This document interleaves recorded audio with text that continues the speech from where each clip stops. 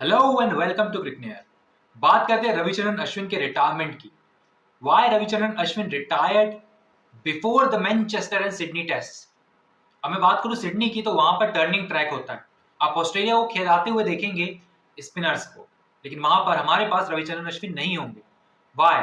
This is a question in India which is raising again and again. और जब तक रविचंद्रन अश्विन खुद या फिर कोई स्ट्रॉन्ग सोर्स इसको कंफर्म नहीं कर देगा that why Ashwin dropped himself from team mid of the series, क्योंकि यहां पर मेलबर्न का टेस्ट मैच बचा हुआ है जो कि बॉक्सिंग डे टेस्ट है, तो इंडिया के लिहाज से वो बहुत बड़ा टेस्ट है, वो जीतना बहुत जरूरी है। अब दूसरी तरफ देखिए, वहीं पर तो सिडनी का टेस्ट है। हम अक्सर कहते हैं कि रविचंद्रन अश्विन के आंकड़े भारत में बहुत अच्छे थे, एशिया में बहुत अच्छे थे, लेकिन एशिया के बाहर उनके आंकड़े कुछ खास नहीं थे।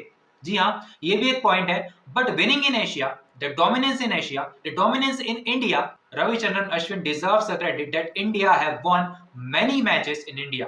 और इंडिया में बहुत सारी सीरीज जीता है। सिर्फ पिछली सीरीज जो कि न्यूजीलैंड की थी, उसमें बहुत सारे खिलाड़ियों का कुछ प्रदर्शन ठीक नहीं रहा और भारत वो सीरीज हार गया।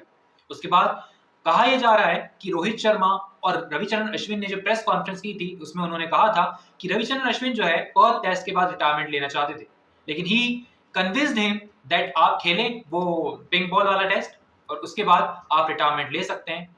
तो फिर ये बात गाबा टेस्ट तक क्यों गई? और अगर गई तो वहां पर गौतम गंभीर और रविचंद्रन अश्विन के बीच में क्या बातें हो रही थी? मैं बड़ा एक मशहूर चैनल देख रहा था जिसपे एक मशहूर रिपोर्टर कह रहे थे that he is not convinced with the retirement of Ravichandran Ashwin, because ये थोड़ा सा अनफॉर्चुनेट है कि सीरीज के बीच में आप रिटायरमेंट ले लेते हैं और आपको एक डिजर्विंग फेयरवेल भी नहीं दिया जाता है। ये बहुत समय से होता आया है टीम इंडिया में कि गेंदबाजों को उतना डिजर्विंग फेयरवेल नहीं मिलता है जितना कि बल्लेबाजों को मिलता है। हालांकि किसी एक पत्रकार ने यह भी कहा है कि क्या गंभीर अगले ग्रेग चैपल है। ग्रेग चैपल होना एक अपने आप में बहुत निराशाजनक बात है, क्योंकि उन्होंने टीम इंडिया का जो एनवायरमेंट है वो पूरी तरीके से बिगाड़ दिया था।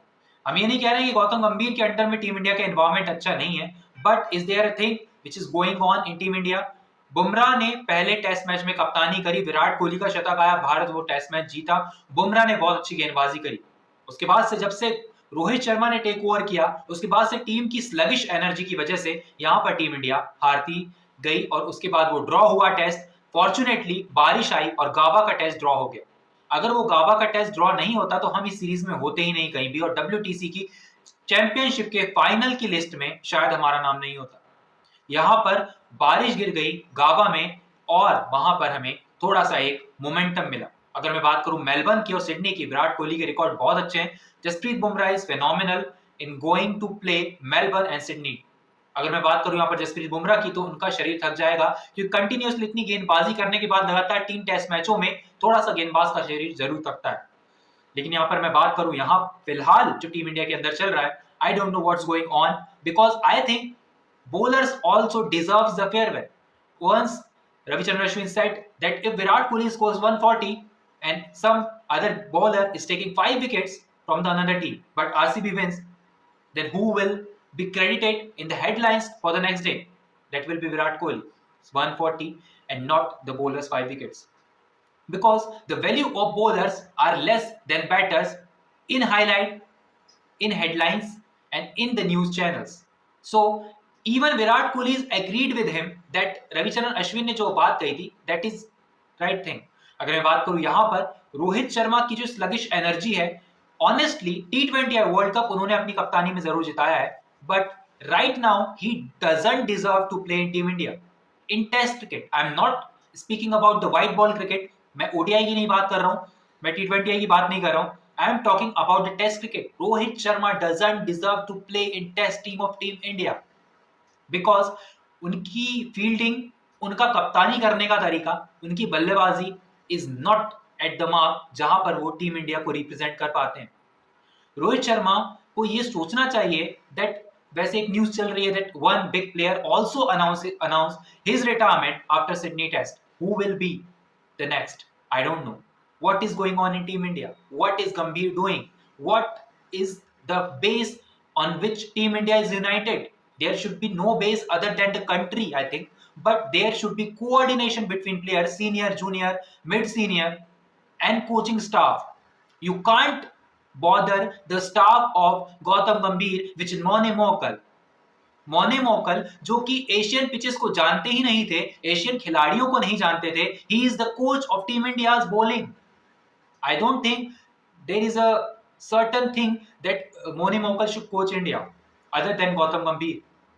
बिकॉज अगर मैं बात करूं, बहुत सारे ऐसे कोचेज हैं, गेंदबाजी कोचेस, जिन्हें हम क्रेडिट दे सकते हैं. आई am not questioning about the coaching of Gautam गंभीर, बट अभी तक ऐसा लगता आया है कि team India is not playing United in tests. यहाँ पर कुछ प्लेयर्स ऐसे हैं जो डिजर्व नहीं करते हैं, यहाँ पर कुछ प्लेयर्स ऐसे हैं जो डिजर्व करते हैं, but they are not getting chances. If you are talking about Rohit Sharma's batting in India, which is on flat tracks, then I think Rajat Patidar or Ruturaj Gaikwad also deserve chances in Team India because they have been so much better than Rohit Sharma in domestics.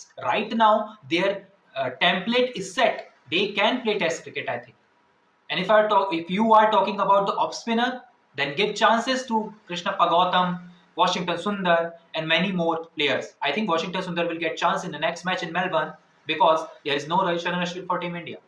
And I think अगर ये चीजें सबको पता थी, अगर रोहित शर्मा कह रहे हैं that he knew before the Perth test, then why the heck Rohit Sharma not even considered him for the farewell at the Gabba?